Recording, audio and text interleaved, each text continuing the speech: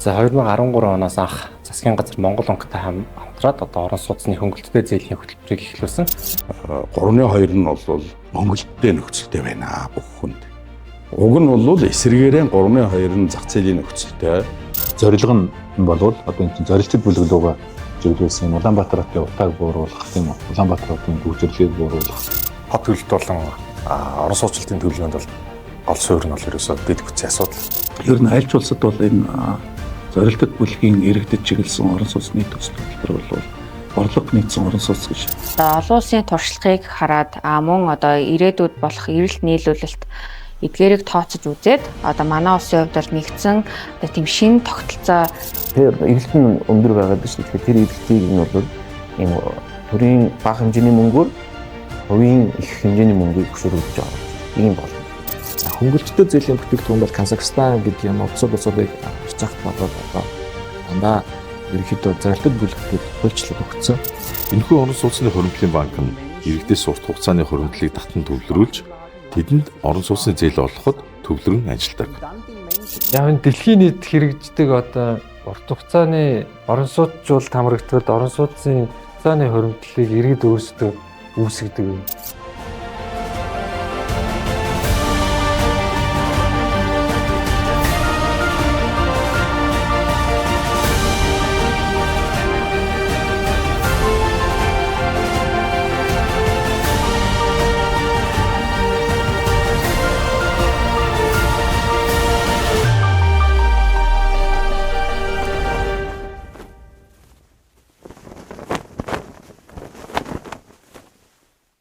Эдийн засгийн хөгжлийн төвийн судлаачид Монгол банк болон барилгын яам, хөлбөмбөг нийгмийн хамгааллын яам, засгийн газраас гарсан ажлын хэсэг сүүлийн 1 жилийн хугацаанд орон сууцжуулалтын тогтолцооны суурь судалгааг хийсэн байна. Тэд яагаад орон сууцжуулах аргаа өөрчлөх шаардлагатай, системийн хэмжээнд одоо шинжлэх үүрэгтэй гэдгийг дараах хэд хэдэн баримтаар бол нотлож байгаа юм. Өнгөрсөн хугацаанд 130 мянган гаруй хүрэхэд хөнгөлөлтөд зээл олгосон нааштай үр дүнтэй ч яг одоогийн хэмжээнд олон улс шиг зорилттой зах зээлээ одоо онолж чадаагүй. Мөн нийгмийн суурь асуудал буюу утаа төгжрлийн асуудлыг шийдэж чадаагүй байгаад гол асуудал байгааг судлаачид анхааруулж байгаа юм. Өнөөдрийн орон сууцны үнийн өсөлт, нийслэлийн төдийгүй үндэсний хэмжээний асуудал болсон утаа төгжрлийн асуудалд тодорхой хэмжээний хувь нэмэр оруулж байгааг бол судлаачид хэлж байгаа юм. Тэгэхээр 6% ипотекийн зээл нь 4.5 их 80 төгрөгийн өнөөдрийн одоо өргөдөл нийт арилжааны банкуд дээр цугларсан байна. Нэг өргөн ойролцоогоор 3-аас 2-3 жилийн хугацааг бол ипотекийн зээл авахд зөвхөн дугаарлаж хүлээж байгаа гэдэг юм мэдээлэл байгаамаа.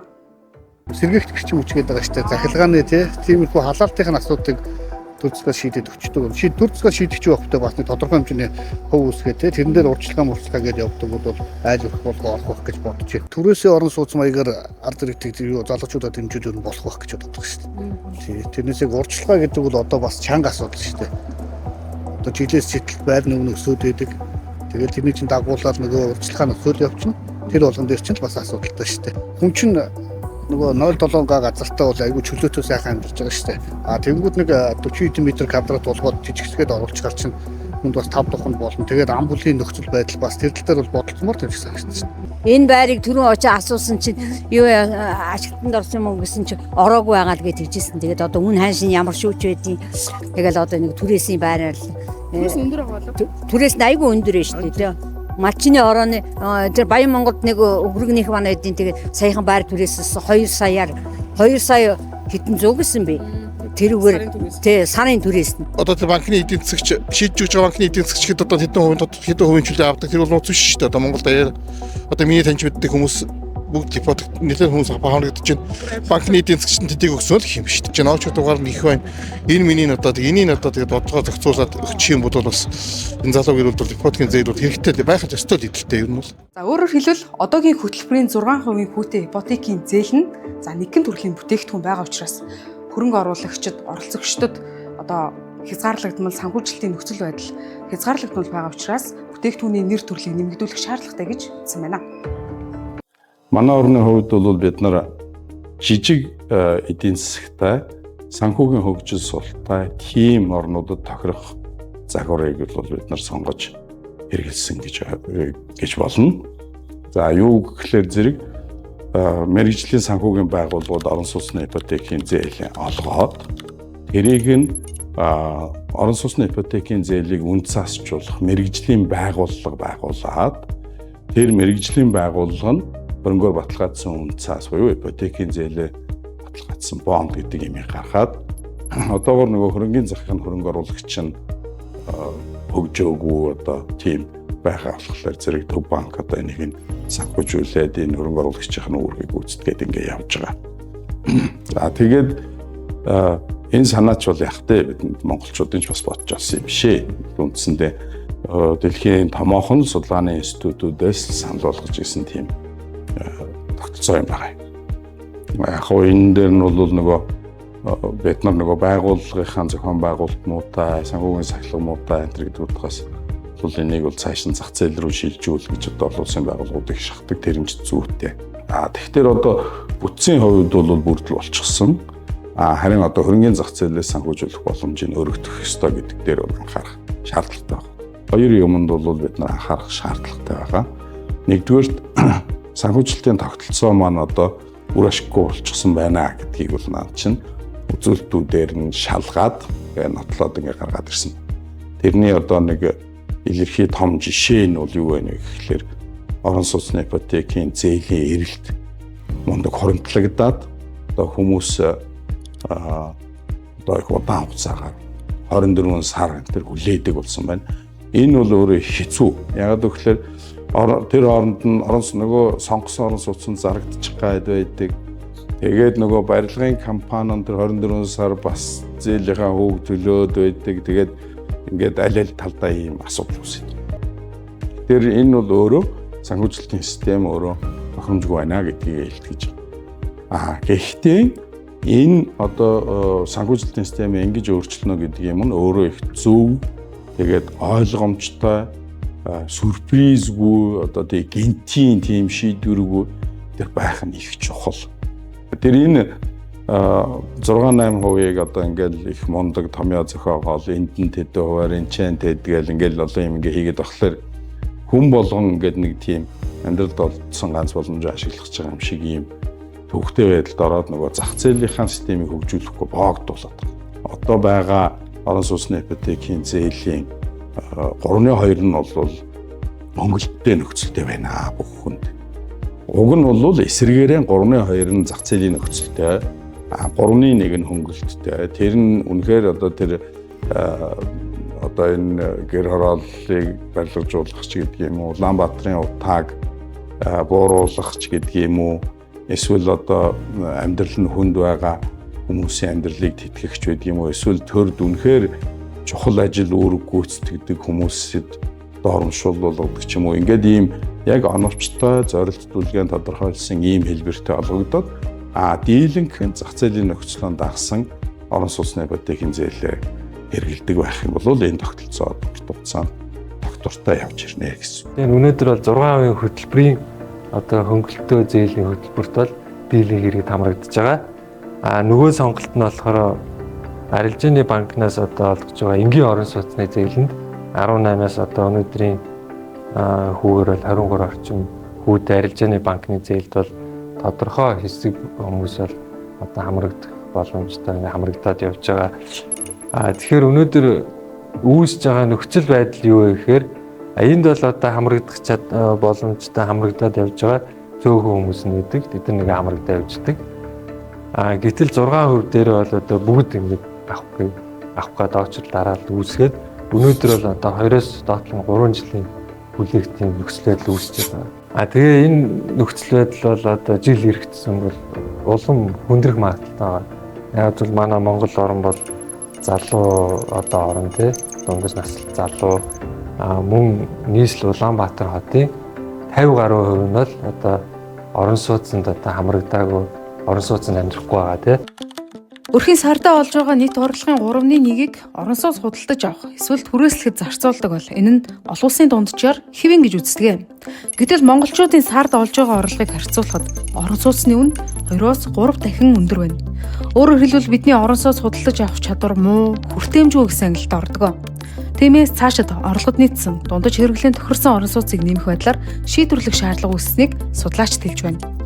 Арилжааны банкуудын чинь их усүрийн аваад үзэхлээр зэрэг хамгийн уртдаа л нэг 2-3 жилийн хугацаа даатгалж байгаа шүү дээ. Тэгэл одоо банк компаниудын харилцагууд тэгэл эхэндээ тооцож байгаа чинь баг энэ дунд чинь 6 сар хугацаанд банкуудын тийм богинохон мөнгөөр тэгээд 20-30 жилийн зээл болгоно гэж юу ах те тэр чи одоо тэгээд системийн нөгөө эмзэг байдал маань улам хурцдах хэрэгтэй болохоор энийг бол банкудаас санхүүж банкаас санхүүжүүлж болдог төвхтэй болчдөг. За тэгэхээр тэр юмудыг ингээ ажиглаад үзэхлээр зэрэг одоо бол хөрөнгөний зах ер нь өөрөө бас их жаахан идэвхжээд байна. Одоо энэ банк ус санхүүгийн байгууллагууд чинь хөрөнгөөр баталгаажсан үнцаас гаргаж байна. Эдгээр хугацаанд богино хүүн өндөрч гэсэн энэ бол хүмүүс хөрөнгө оруулагч иргэдэн ч бас хөрөнгө оруулж сурч байна. Одоо банкны хадгаламж хөрөнгөний зах дээр хөрөнгөөр баталгаажсан үнцаас одоо бонд гэсэн юм руу хөрөнгө оруулах сонирхолтой болсон байна шүү дээ. Сонирхолтой болохоос гадна бас их өсвөртэй байна гэж ойлгож байгаа. За сүүлийн тэр санхүү эдийн засгийн сургуулийн хийсэн судалгаан дээр дурдсан нөхцөл байдлаар харах юм бол хувийн хвшил дангаараа гаргахлаар зэрэг хөрөнгөөр баталгаажсан үнцаасных нь хүү өөрөө нэлээд өндөр 17 дундчтай болоод байгаа. Харин төр энэ дээр нь баталгаагүй төр энэ дээр нь дэмжээд ингээ гараад ирэхлээр нэг Улаанбаатарын бонд энэ тэрийг гарсан дотоодын цацал.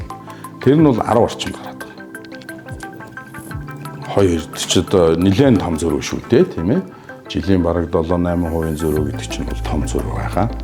Тэгэхээр хэрвээ бид нар одоо энэ баялагын сангийнхаа нэг хэсэг бол хоримтлын сангаар тэр хөрөнгөөр баталгаажсан үнцаасыг худалдаж аваад ингээд найдвартай гэдгийг олон нийтэд ойлгуулад ингээд эхлэх юм бол бид одоо зах зээлийн тогтолцоогоо бас ерөнхийдөө одоо ингээд нэг бүхэл болгоод бүрдэл болгоод бас нэг тийм ажиллах боломжийг нээж өгч байгаа юм хэлбэр байгаа юм. Олон улсын одоо бусад орнд байдаг л нөгөө талаас манайч гэсэн ер нь анх тэр бүр одоо тэр дээр үеэс тэр 6 4 5 6 оноос хойш байгуулаад явсан.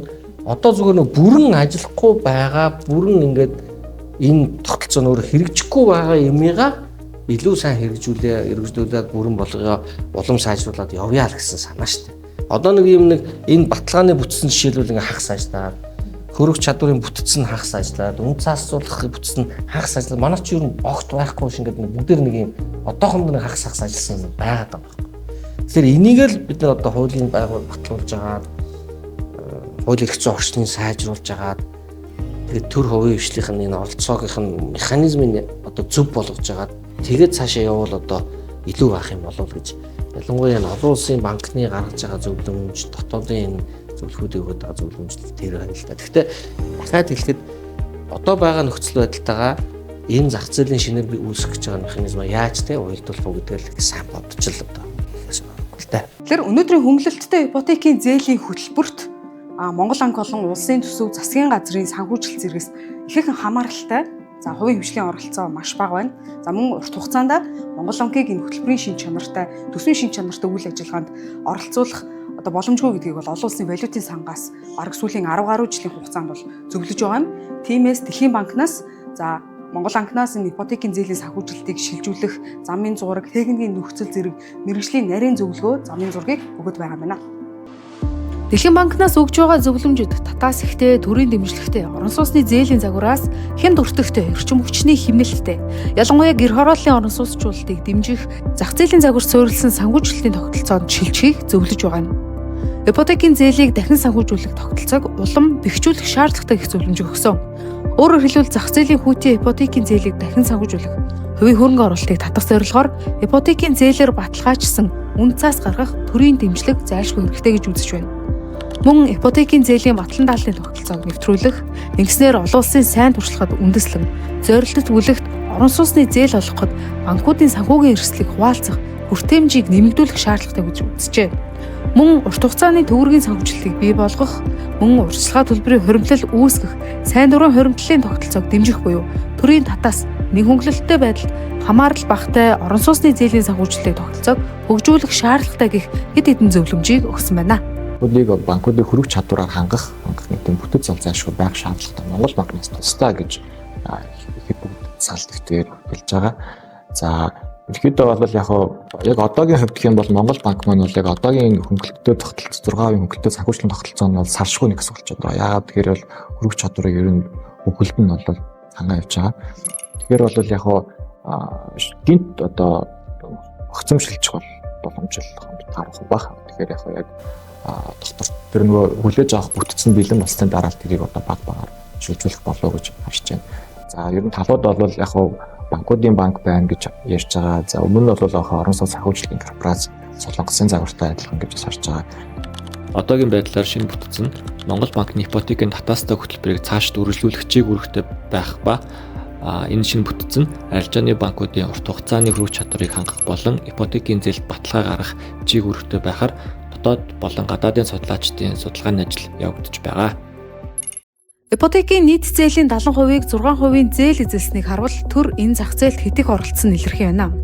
Олон улсын жишгт эсрэгээр хөнгөлөлттэй бага хүүтэй зээл нь 30%, харин үлдсэн шатлалтай арилжааны зээлийн эзлэх хэмжээ нь 70% байдаг байна. Ипотекийн зээлийн хүүн 6% буюу бодлогын хүүнээс хэдэн нэгж доогуур учраас энэ зээлийг авах айлууд тэр хэрээр олон очир дугаараа хүлээн банкудад зээлийн хүсэлт өдрөөс өдөрт нэмэгцээр байна. Хэрв 6% зээлийг хүссэн хүн бүр төгөөд байвал хүүхдийн мөнгө шиг цаашлаад нэг төрлийн халамжийн хэлбэр болж нэмэгдэх эрсдэл энүүхэн ирсэн. 20 жилийн хугацаатай 6% хүүтэй ипотекийн зээл авсан өрх дунджаар 331 сая төгрөгийн татаас дэмжлэг авдаг гэх судалгаа гарсан.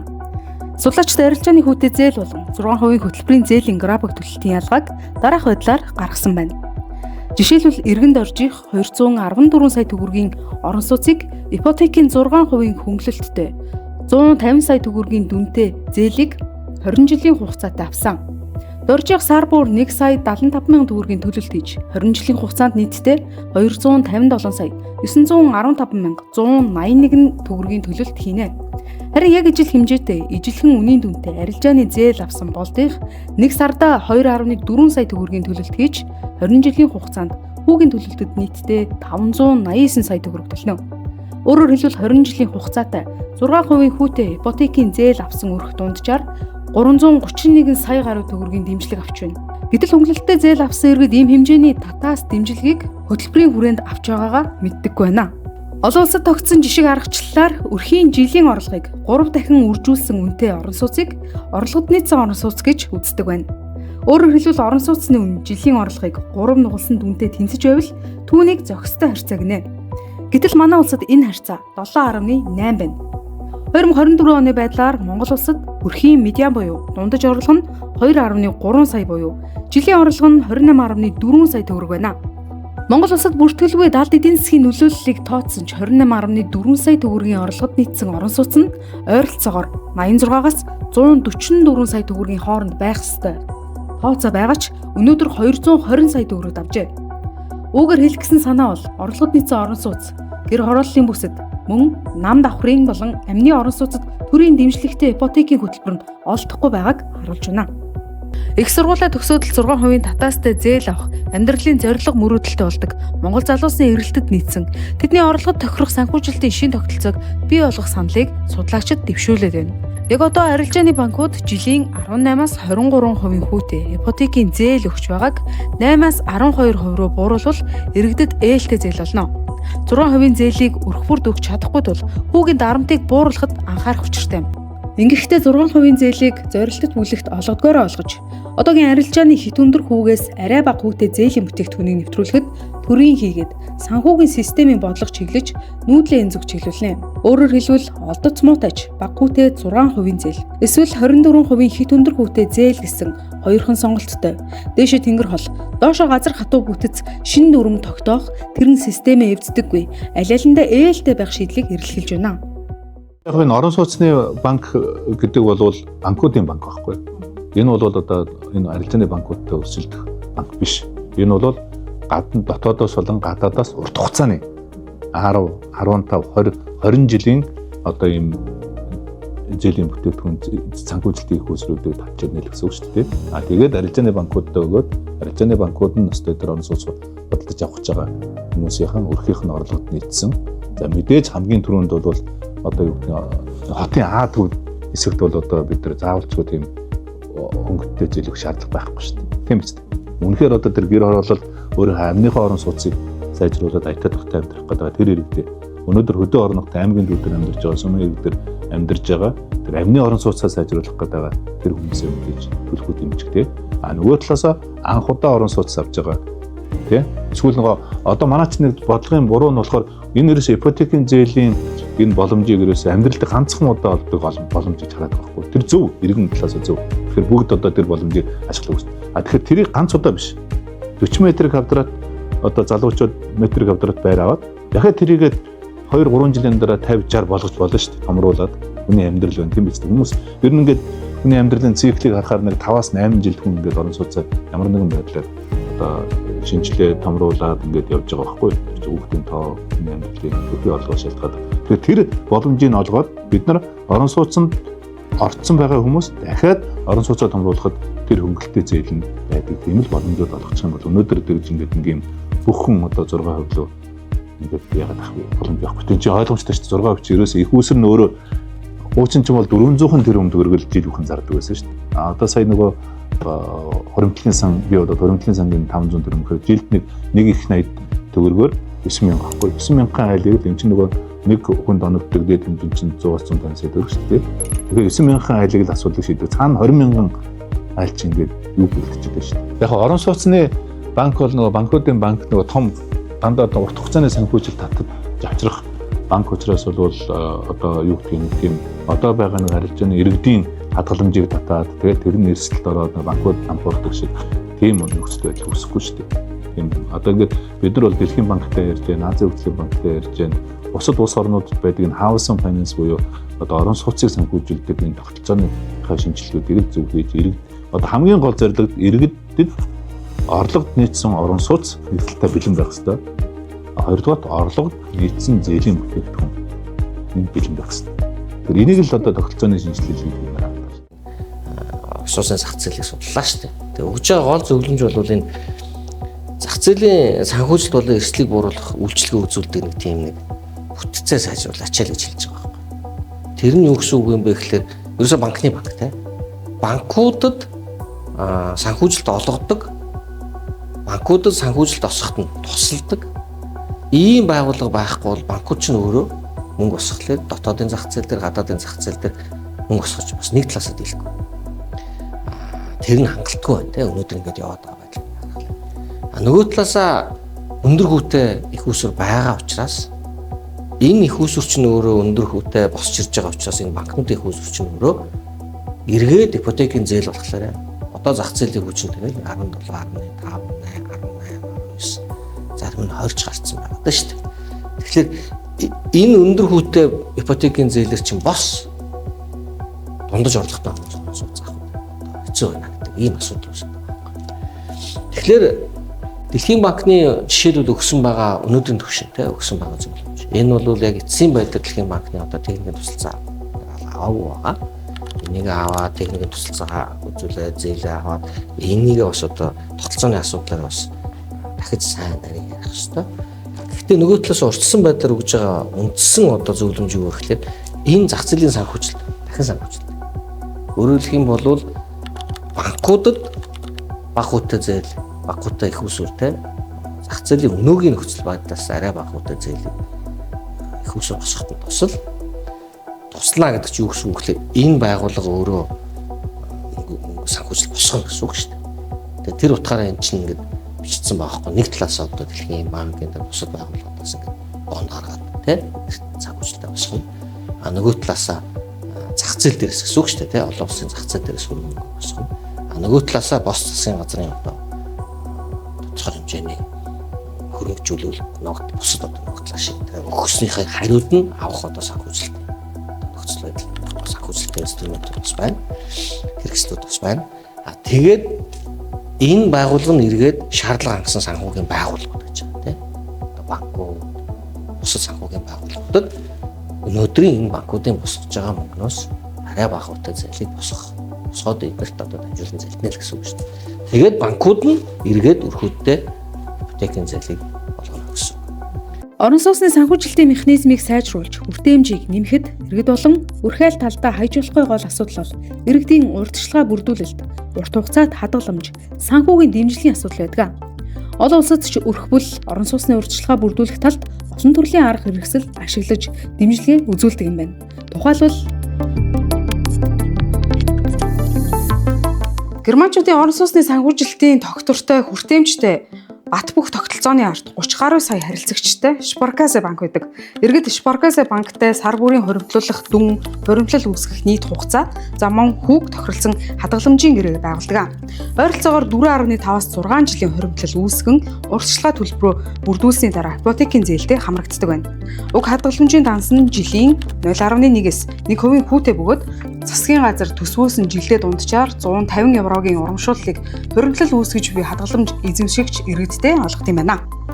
Энэхүү орон сууцны хуримтлалын банк нь иргэдээс урт хугацааны хуримтлалыг татан төвлөрүүлж тэдэнд орон сууцны зээл олгоход төвлөрөн ажилладаг.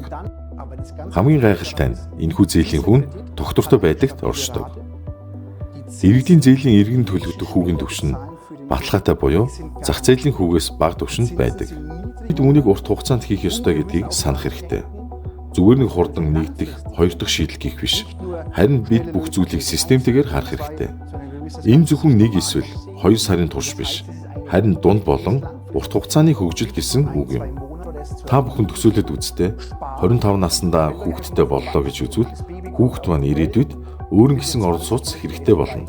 Тэгвэл эцэг их мөн хожим нь хүүхэд өөрөө ажил хөдөлмөр эрхэлж эхэлснээр 25 жилийн турш хуримтлуулснаар хангалттай өөрийн хөрөнгөтэй болох боломжтой. Ингэснээр орон сууцны хуримтлалын банкаас бага хүүтэй зээлийг, мөн банкнаас зээл, түнчлэн төрөөс тусгайлан зээлийг авах боломжтой болно. Үүний үр дүнд Монгол улсад хүмүүр өөрийн гэсэн орон сууцтай болох боломжтой. Бид аль хэдийн энэ талаар бодож эхэлсэн байгаа. Энэхүү орон сууцны хуримтлалын банкаар дамжуулан бид Монголын хүн амын 60 орчим хувийг ирээдүйд зээлд хамрагдах боломжтой. Зээл авах чадвартай болгож ирээдүйд орон сууц, амны орон сууцны зээлд хамрагдах боломжгүй иргэдэд зээл авах боломжийг олгох болно. Бид гэр бүлийн гишүүн болох эцэг их, эмээ өвөө нарт өөрсдийн амьдралын түвшин, нөхцөл байдлаа сайжруулахад нь боломж олгох ёстой.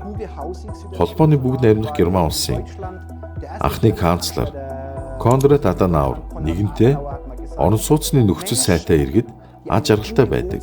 Ингэснээр тэд их орноо хайрлаж, их орноороо бахархаж, их орондоо доктортой сууршиж, улс орноо цааш нь хөгжүүлэн бүтээхийг ирмэлцдэг бөгөөд Өмнө самуун дэгдэх нь баг хэмээн хэлсэн байдаг. Өмнө самуун гэж хэд туучирсан сонсогдож байгаа ч иргэд аз жаргалтай байвал улс орноо хөгжүүлнэ гэж үздэг. Иймд хэрв энэхүү тогтолцоог Монгол улсад хэрэгжүүлэхийг зорж байгаа бол мэргэжлийн санхүүжилтийн тогтолцоог бүрэлдүүлэхийн зэрэгцээ орон сууцны хуримтлалын системийг нэвтрүүлэх боломж зайлшгүй шаардлагатай. Нэг 5 жил хадгална гэсэн байгаад эхний жилээ тэр зорилгынхаа дагуу хадгалж чадвал тэр үнд одоо шинэ 10% шүү. Тийм ээ. Өнгөт чинь шууд одоо тэр хүн яг гэрмант чинь хүүний түвшин бага учраас 1% хадгалууллаа гэж бодъё л да тийм. Жилийн өнгөт усаас 10% нэмээд өчгөр чинь 11% хадгаламж авчиж гин гэсэн үг байхгүй юу? Тийм хадгаламж германд бол байхгүй тийм. Өнгөт тэр хүмүүс маань байрныхаа төлөө өөрийнхөө ирээдүйн төлөө хадгаламжаа бий болгож байгаа. Дээрээс нь тэрэн дээр урамшуулал авчиж байгаа ийм систем байгаа байхгүй. Амьдралын боломж муутай ч юм уу те одоо ингээд ийм яг одоо нөгөө орон сууц авах гэж байгаа юм зорилттой хэсэг байх юм бол тэр хүн дээр бас нэмэлт урамшууллууд энэ төр байж болох байхгүй. Зээл хэмжээг нь нэмж өгдөг ч юм уу тийм ээ. Хөнгөлтэй хөлсөрийн зээлийн хэмжээг нь нэмж өгдөг. Зорилтод бүлгүүд рүүгээ чиглээд ингээд өөр урамшууллын механизм байж байгаа. Ингээд өгөх юм бол ямар давуу тал бий болж байгаа вөхөр Монголд байхгүйгаа санхүүгийн урт хугацааны их өсвөр бий болж байгаа. Тэр үн чинь 5 жил 10 жилээр хадгалах нь шүү дээ. Магадгүй өөрийнхөө би одоо хүүхдээ 10 хүрэхээр за одоо 10 жилийн дараа нэг байртай болгодоо гэж одоо хадгалж эхэлж болох нь шүү дээ. Тэ хүүхдтэй жишээ тэ. Бүгд тэр чинь ийм 10 жилийн хугацаатай хөдөлдөггүй. Яг хөдөлдөггүй гэхээр нөгөө хадгаламжаа зурцлах юм бол нөгөө зээл авах хэрэг нь байхгүй. Нөгөө урамшууллууд бүгд тасагдаа тэ. Ингээд нэг хайрын болох гэдэг байхгүй юу? Тийм учраас нөгөө юм чи ер нь бол маш тууштай хадгалдаг. Жишээ гэвэл яг одоо Казахстаны Алматы хотод одоо байдаг одоо иргэн одоо доотлол нь одоо орон сууцнд ороод залуур орон сууц авах юм бол доотлол нь 3 жил хүртэлх. Доотлол нь 3 жил хүртэл одоо уртгаа төлбөрийн хадгаламжийг байршуулна. За одоо нийт зээлийн хэмжээ бол 100 сая кац тенге гэж үзэж байгаа. За тэгээд иргэн болов 50 хүртэлх хувийг нь бол минимум хадгалсан байх хэвээр. Минимум одоо хадгалах хэвээр хугацаа бол 3 жил гэж заасан байна. Тэгэхээр ерөнхийдөө бол иргэн бол 3 жилийн дараа цааш одоо нөгөө 50 сая тенгийг хөрөнгөлүүлсэн бол одоо шууд одоо орон сууцнд орох нь нэгдэж байгаа. Тэгээд үүн дээр бол нэмэгдээд бас нөгөө төрийн зүгээс одоо засгийн газрын зүгээс бол хадгаламжийн үлдэгдэл нь одоо 5 хүртэлх сая төгрөг хүрсэн тохиолдолд одоо жил болгон 20 хүртэлх одоо хувьд нь бас шул байдал хадгаламжийг нь татаас өгч байгаа гэсэн үг л бас ингэж дэмждэг. Урт хугацааны хадгаламж дээр иргэдийнхээ орон сууцтай болох бодлогыг одоо дэмжиж энэ хоёр ингээд зорилго нэгдснээр олон улсад одоо Сингапур, Солонгос, Герман, Казахстан зэрэг улсууд бол амжилттай хэрэгжүүлсэн туршлагатай тийм байна. За Монголын хувьд бол иш зэргээр байгаа. Өнөөдөр арилжааны 12 банкн дээр эргэлдэж байгаа нийт хадгаламжийн одоо эргэлдэх нийт хугацаа нь 6-аас 1 жилийн хугацаатай буюу маш богино хугацаатай. Буюу монголчууд урт хугацааны мөнгө одоо хадгалах ийм дадал зуршил хараахан суугаагүй байгааг энэ статистикээс харж болно. За тэгвэл орон сууцчлалтын хадгаламжийн банктай болсноор за яг зөвхөн тухайсан орон сууцтай зориулсан иргэд ажил хөдөлмөрөө хийн, нийгмийн даатгалаа төлнө. За мөн хадгаламжаа түүндээ зориулна. Үүн дээр нь төрөөс хүүгийн дэмжлэг, за мөн татврын дэмжлэг, татаасуудыг бол олгох боломжтой байдгаараа энэ тогтолцооны онцлог гэдэг юм байна. За энэ дээр бол сүүлийн үед одоо холбооны бүгд найрамдах Герман улс, за дээрээс нь дахиад одоо Казахстан улс, Солонгос улс гэдэг энэ нөгөө иргэдийгээ одоо орон сууцжуулж байгаа үйл ажиллагаа нь нэлийн хурцтай явж байгаа. За үүний бүр хамгийн тод илэрэл бол өөрөө Сингапур улс. Ерөөсөө гол философи нь та хөдөлмөр эрхлэх юм бол орон сууц авах боломж чинь бүрдэнэ. Хөдөлмөр эрхлэх юм бол орлоготой болно. Та тэгээд энэ хадгаламжийг бүрдүүлэх юм бол танд өөртөө чинь хөнгөлөлтөө зээл авах эрх нь үүснэ гэж байгаа. Тэгэхгүй гинт ингээд одоо юу гэдэг нэг хүн явж байгаа. За над мөнгө байна. Би энэ мөнгөө өгөөд эндээс чинь орон сууц хөнгөлөлтөө зээлээр авна гэх юм бол тэр нь боломжгүй. Бус бүх улсад энийг хуульчлаад өгсөн. Та өөрөө тухайн хадгаламжийн банкны заавал хадгаламж эзэмшигч байна. Тухайн авч байгаа орон сууцны одоо 30-аас 50% заавал одоо тодорхой хугацаанд доктортой хуримтлал үүсгэх байдлаар энийга орон сууцны одоо урьдчилан хэлбэрээр бүрдүүлээд тэгэх юм бол зээл авна гэж байгаа. Энэ өөрөө тогтолцоо маань маш одоо сайн амжилттай яваа тогтолцоо. Энгийнээр ярих юм бол 10 хүн аруулаад зэрэг хадгаламж үүсгэхэд төрүүлж хадгаламж үүсгэснийхэн маань урьдчилан хэлбэр төрүүлж бүрдээд ингээд нөгөө 10-ийнхаа хадгаламжуудаар зээлээ авна. За тэр хугацаанд буцаага зээлээ төлөх явцдаа босод нөгөө хэдийнхэн зээлийн их үсрэг үүсгэх мэтчлэн ингээд иргэд хоорондоо нэг нэгнийхээ одоо дэмжих байдлаар ингээд нэгт одоо санхүүжилтийн хүсэл доктортой явж байгаа. Нөгөө тал дээр нь засгийн газраас нь энэ иргэдэд урьдчилгаа одоо энэ одоо хуримтлуулдаг энэ одоо зан төлөвч шилжүүлэхийн тулд тодорхой хэмжээний ихний хэдэн жилүүд дээр нь дэмжлэг үзүүлдэг. Тодорхой хэмжээний за таны үүсгэсэн хуримтлалын чинь тэдэн хувьд засгийн газраас дахиад дэмжлэг үзүүллээ шүү гэдэг. За тэгэхээр өнөөдөр нийт арилжааны банкуд дээр 45 мянган иргэний ипотекийн 6% хөнгөлөлттэй зээл авахар одоо очир дараалал үүссэн гэдэг мэдээллийг хөтөлбөрийнхаа эхэнд та бүхэнд хүргэсэн. За нөгөө талаас жилдээ 20 мянган шинэ өрх бол бий болж байна. Монголчууд одоо залуучуудын орон учраас энэ шинэ өрхийн тоо бол жил ирэх бүр өсөн нэмэгдэнэ. За нөгөө талаас яг ингээд жингийн тууган дээр тавих юм бол шинээр одоо бий болж байгаа өрхийн тоо за шинээр ашиглалтанд орж нийлүүлэлтийг одоо хангаж байгаа орон сууцны тоо бол ингээ харьцангуй өөр одоо дүүн гарах учраас бид нийлүүлэлтийн асуудлаа заавалчгүй хөндөхгүй бол орон сууцчлалтын санхүүжилтийн тогтолцоог мянга яриад тэнд шинэ банк одоо нээсэн ч нөгөө талаас нийлүүлэлт дэдвүцийн асуудлыг шийдээгүй бол энэ харьцаа одоо энэ асуудал шийдэгдэхгүй гэдгийг бас судлаачид хэлж байгаа юм.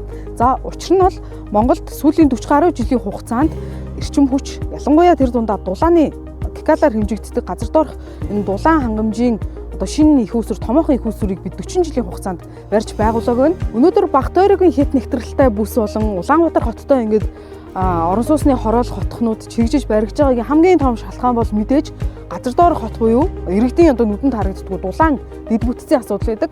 Орон сууцчлалтын хүртээмжээ нэмэгдүүлж иргэн бүр одоо дундаж орлоготой иргэн бүр орлогод нийцсэн орон сууцтай болохын тулд хамгийн нэгдүгээрт эрчим хүч дэд бүтц дулааныхаа асуудлыг ярих ёстой гэдгийг бол судлаачид хэлж байгаа юм аа. Орон сууцны ипотекийн зээлийн тогтолцоо, орон сууцны санхүүжилтийн тогтолцоо зөв ажиллахын тулд орон сууц маань өөрөө байх шаардлагатай. Орон сууц нь өөрөө байж одоо энэ тогтолцоо ажиллана гэсэн. Байшин барилга барих нөхцөл бол өөрөө хамгийн чухал зүйл нэг. Тэгээд бид нар чинь дахиад нөгөө үл рүүгөө ингээл яриад ирэхлээр зэрэг дулааны асуудал үүснэ. Дулааныг автоном байдлаар шийдэх үү, дулааныг одоо төвлөрсөн байдлаар шийдэх үү, эсвэл бүгдээрингийн нийлүүлэх үү энэ гэдэг бол мэдээж засгийн газрын одоо бодлогын том шийдвэр. Ингээ хараад тахлаар зэрэг одоо сүүлийн үед чинь дулааны их усрууд ер нь их олигтой нэмэгдэхгүй ч бас их тийм төвөгтэй хөрөнгө мөнгө их зарсан тийм зүйл болж байгаа. Гэхдээ дэлхийн нийтээрээ бол тэр дулааны их усрал, цахилгааны их усрыг шийдэх бололцооны технологиуд бас харьцангуй элбэг болж байгаа гэж би ойлгож байгаа. Мэдээж хэрэг ийм хорооллоор ийм өндөр байшин ингээ барих бол мэдээж газар ашиглалтын одоо энэ бүх юм бол асар чухал өргөөчтэй. Тэгэхээр энэ өргөөжийг бий болгохын тулд бол нөгөө төвлөрсөн дулаан, ус, цахилгаан өөрөө чухал болчихдээ.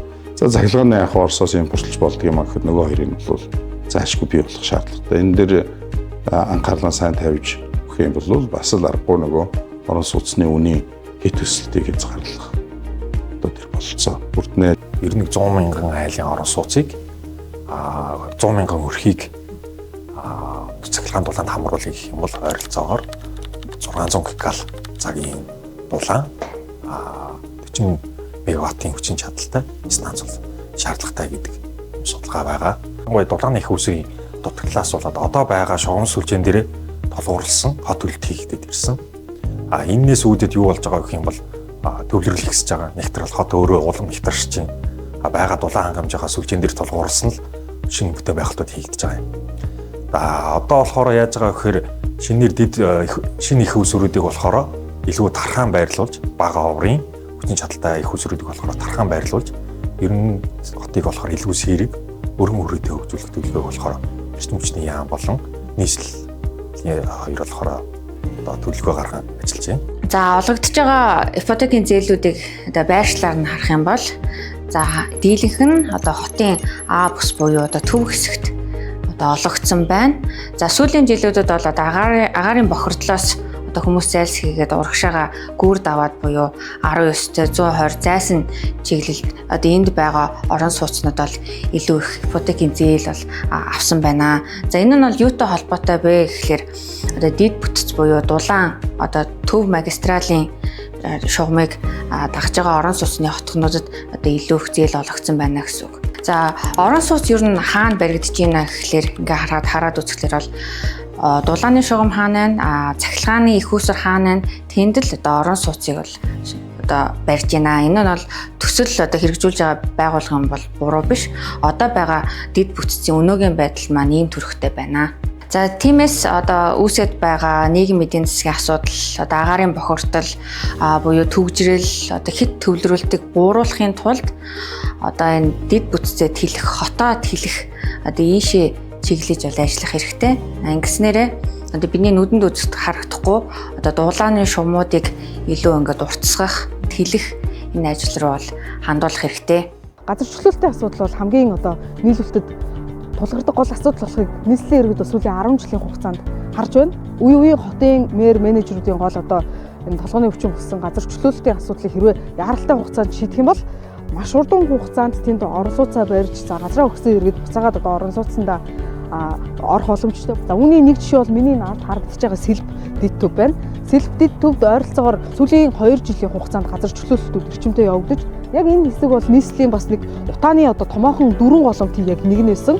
За энэ яндангийн тоо бууснаар за цаашид бол одоо дид төвүүдийг түшиглэн орон сууцчлалтын бодлогоо эрчимжүүлэх гэдэг нь нийслэлийн удирдлагууд танилцуулаад байгаа. 6 дид төвийг хөгжүүлж байгаа. Тэгээд өнгөрсөн хугацаанд 10 гаруй жилийн хугацаанд энэ дид үтсжүүлэх энэ ажил бас Азийн хөгжлийн банкны санхүүжилтээр Баян шүү дид төв, Сэлб дид төв дээр бол дид үтсэн ажил өрн хийгдэж дууссан. Ингээд тухайн хамгийн дөрөв дид үтс хийгдсэн байгаа. Энэ дид үтсэн амар урлаг орон сууцчлах ажлыг бид Сэлб дид төв дээрээс анх 12,000 айлын орон сууц анх төлөвлөж байгаад одоо 10,068 айлын орон сууцны төслийг Сэлб дид төв дээр хэрэгжүүлж байгаа. За өнгөрсөн хугацаанд энэ гэр ороллын дахин төлөвлөлт гэдэг төсөл бас иргэд ингээд нэг ихтгэл алдарчихсан. Энэ төсөл ер нь одоо маш удаашралтай өнгөрсөн 10 жилийн хугацаанд гэхэд 12% л хэрэгжилттэй хэрэгжсэн байдаг. Энэ хүрээнд 17,000 орчим аливаа орон сууц ашиглалтанд орсон. Иргэд газраа өгөөд нөгөө хувийн компани төслөө хэрэгжүүлэхгүй санхүүжилт зогсдог, газар чөлөөлтөд удаашралтай явуулдаг, төсөл нь 10 жил дамнаад явцдаг. Ингээд энэ дунд нөгөө иргэд орон байраа өгчдөг, түрээсийн төлбөрөө авч чаддгүй, шүүхийн маргаанаар явдаг гэд дээрэс нь улсаас хүлээсэн үүрэг дид үтсээ тавьж өгдөггүйгээс болоод тухайн төсөл гацдаг ийм бас шалтгаанууд байдаг. Ингээд аль талын олон шалтгаанаас болоод энэ одоо гэр оролын дахин төлөлт гэдэг маш удаашралтай явсан. Тийм учраас бид ер нь энэ одоо өмнө хийгдсэн алдаг цаашид засахын тулд ер нь энэ дахин төлөлтийн төслийг одоо зогсооё. Хэрвээ бид төсөл зарлуул эхлээд нэгдүгээр дид үтсээ төр хүлээсэн үүргээ хангаад дид үтсээ шийдчихэд дараа нь тухайн байршил дээр нь одоо хувийн компани иргэн төр гуруулаа оролцоод төлөвлөлтийг нь хийж өгдөг. Тэр төлөвлөлтийн дагуу тухайн компани нэгдүгээр өөрсдөө газраа чөлөөлж болно. Хоёрд нийслэл энэ газрын чөлөөлж өгөөд иргэдэд нь төлбөрийг төлж газрыг нь аваад ингээд тухайн чөлөөсөн дэд үтстэй газрын чөлөөсөн талбар дээр хувийн хвшлийг дуудаж оруулъя гэдэг одоо энэ зарчим руу явж байгаа. Энэний хамгийн ихний том жишээ бол энэ сэлэв дэд төвийн төсөл нийтдээ 2006 айлын газар чөлөөлтийн ажлыг өнгөрсөн 1 жил 6 сарын хугацаанд газар чөлөөлт бол 90% энэ одоо гүйцэтгэлтэй маш амжилттай ингээд газар чөлөөлт хийгдсэн. Дэд үтц нь бол 100%-тай дууссан. Одоо энэ дээр ер нь бол эхний төсөл дээр биднээс л бонд усгаад тухайн төслийг санхүүжүүлээд 10,000 айлын орон сууцны төслийг эхлүүлсэн. Ер нь бол цаашдаа бид энэ нийслэл дэд үтсийг нь тавьж өгье, газар чөлөөлтийг нь хийж өгье. Ингээд хувийн хвшил өөрсдийнхөө хөрөнгөөр цаашдаа энэ жишгээр энэ гэр хорооллын 6 дэд төвийг түшгэлсэн гэр хорооллыг орон сууцлуулах төслүүд бол явах шаардлагатай байна гэж үзэж байгаа. Тэгээд энэ орон сууцлуулах төслүүд яагаад явах шаардлагатай байна гэхээр орон сууцны сүүлийн бараг л одоо сүүлийн 3-4 жилийн хугацаанд нэг дахин шахуу ингээд даблтаад өсчихсөн. Яагаад гэхээр энд маань бас хэдий ипотекийн зээлийн одоо хүртээмж бага байгаа ч гэсэн ипотекийн зээл гараад явж байгаа. Энэ маань бол одоо эрэлт талдаа одоо худалдаа авагчийг бол дэмжсэн бодлого явуулж байгаа. Хоёрдугаар Улаанбаатар хот маань өөрөө яг энэ орон сууцны нийлүүлэлт бас дутагдaltaй болж эхэлж байгаа. Яагаад гэхээр энэ бас хэд хэдэн хүчин зүйл байгаа. Өнөөдөр дулааны болон цахилгааны их усэр бас ингээ хангалтгүй болж байгаа. Манай энэ яамдуудын хоорондын бодлогын уйлдаж чадахгүй байгаа учраас барилгын яамд тустай, орон сууцлалтын яамд тустай, цагийн яамд тустай, тийм ээ. За ингээ эрчим хүчний яамд тустай, хотон тустай ингээд ерөөсөө хоорондоо ажлуудаа уйлдаж чадахгүй. Одоо тэгэхээр ямар ч байсан бид нар өнгөрсөн 8 сарын хугацаанд орон сууцлалтын үндэсний хороо бол ер нь одоо Улаанбаатар хотод эх 100 одоо эх 3-5 жилд нэг 180,000 айлын орон сууцыг хаана барихад одоо дэд үтсийн их усүр дамжуулах шугамуд нь тэгээ цахилгааны их усүрүүд нь цэвэр бохор усууд нь цэцэрлэг сургуулиуд нь хаанаар гэдэг энэ төлөвлөлтүүдийг хийж одоо бол бид нэгдсэн тоотой болсон байхгүй. Нэгдсэн тоотой. Тийм учраас нэгдсэн тоотой болж байгаа гэдэг чинь цаашдаа бид нарт ямар боломжууд гарч ирж байгаа нөхөр барилгыг хямд төсөөр барьж болох юм байна. Яг иргэдийн өсөж байгаа нөгөө орлого нийцсэн орон сууцыг барьж болох юм байна гэдгийг бид нар ойлгоод авчлаа шүү дээ. Одоо энийг хийх ёстой. Энийг хийх хэрэгжүүлэх механизм, хөдөлгөх механизм нэг талдаа орон сууцны банк одоо урт хугацааны хямд их усээр авчрах банк, нөгөө талдаа орон сууцны корпорац. Энэ хоёр чинь нийлж ажиллаж ээж нэг араа шүдэн нийлж ээж өнөөдөр иргэдэд нэг талдаа иргэд маань өөрөө хямд төсөр орон сууцтай болох нөгөө талдаа одоо яг иргэдийн орлого нийцсэн ипотекийн буй зээлийн одоо бүтээгдэхүүн хичээлэл даалгавар байсны зээл зээл авч иж ингээд нэг ийм зөв тогтолцоо болох юм байна гэж байна. Энэ дулаан цахилгааны асуудал чинь явж хамгийн том зал болчиход байгаа гэдэг бүх барилгын компани яаж байгаа шүү дээ. Тэгэхээр энэ дээр ямар хөрөнгө оруулалт бас их үгүй цахилгааны асуудал бос тооцоо гаргацсан байна. Тэгээ 32% төлөв хуваа тий 29 он юм байна. 29 оноос цаашаа юм байна. Дээрээс нь нэмээд ус хангамжийн төлөлтүүдээ бас хийсэн байгаа. Дээрээс нь цэвэр усны төлөлтөө хийсэн байгаа. Тэгээ бохир усны зайлуулах системийн төлөлтөө бас урьдчилан байдал гаргасан. яг энэ орон сууцны санхүүжилтийн банкны асуудал яригдж байхдаа хажуугаар нь энэ их усрүүдэд хэдүүлээ яаж хийдэг вэ гэдэг зэрэг ярихаас өөр арга байхгүй л дээ.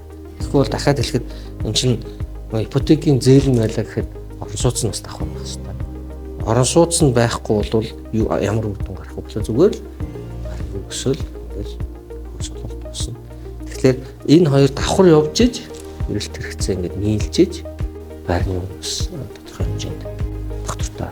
Эдийн засгийн хөгжлийн төвийн судлаачдын боловсруулсан орон сууцны тогтолцооны шинжилэл нь цаашид орлогод нийцсэн, зорилтод бүлэг чиглэсэн, замун хөлмөр эрхэлж ажил хийж урт хугацааны хадгаламж бий болгож байгаа өрхөөдөд, залуучуудад зөвхөн Монголдо амьдарч олон хэлийн чандыг зорих шаардлагагүйгээр Монголдо урт хугацааны хоригдлыг үүсгэн өөрийн гэсэн орон сууцтай болох юм нөхцөл боломжийг бүрдүүлэх санхүүгийн механизм, замун хүүгийн татаас төрийн оролцоо, олон улсын байгууллагуудын дэмжлэг, мөн олон улсад ямар хөшүүргээр энэ одоо санхүүжилтийн тогтолцоог шинжилж чадсан гэд бүх төрлийн судалгаатай та бүхэн мэдээллийг хүргэлээ.